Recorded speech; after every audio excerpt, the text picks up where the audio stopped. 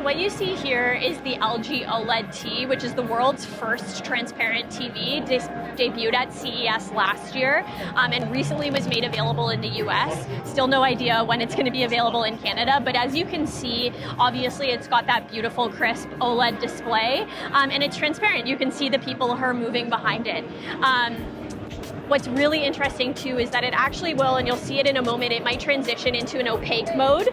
So for example, if you want to watch a movie and you don't want to be looking at the wall behind you, it'll actually become opaque for a better viewing experience. But obviously really, really unique to see this transparent OLED technology, and it's truly wireless. So you don't see any wires at all.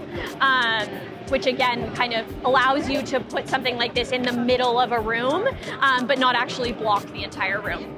The good news is you can now buy that television. The bad news is that TV, that transparent TV from LG is probably gonna run you about, I don't know, $60K or your firstborn, whatever you can afford to give.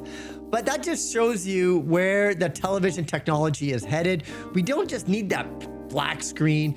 A lot of manufacturers, what they're trying to do is make it into an art display so that when you're not using your television, you can look at art or even family photos.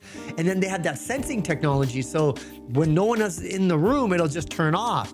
But now we have this other option of a transparent television. So if you live in a high rise, you have this beautiful view, you don't want to ruin that view with this huge, ginormous television that sits right there and it's all black when you're not using it.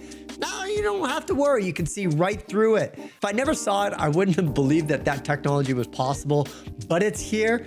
Not yet available in Canada, but for you folks in US, start writing out old-fashioned checks for $60K if you really want that TV. But it'll be interesting when that price comes down, if people actually buy this, like the average consumer.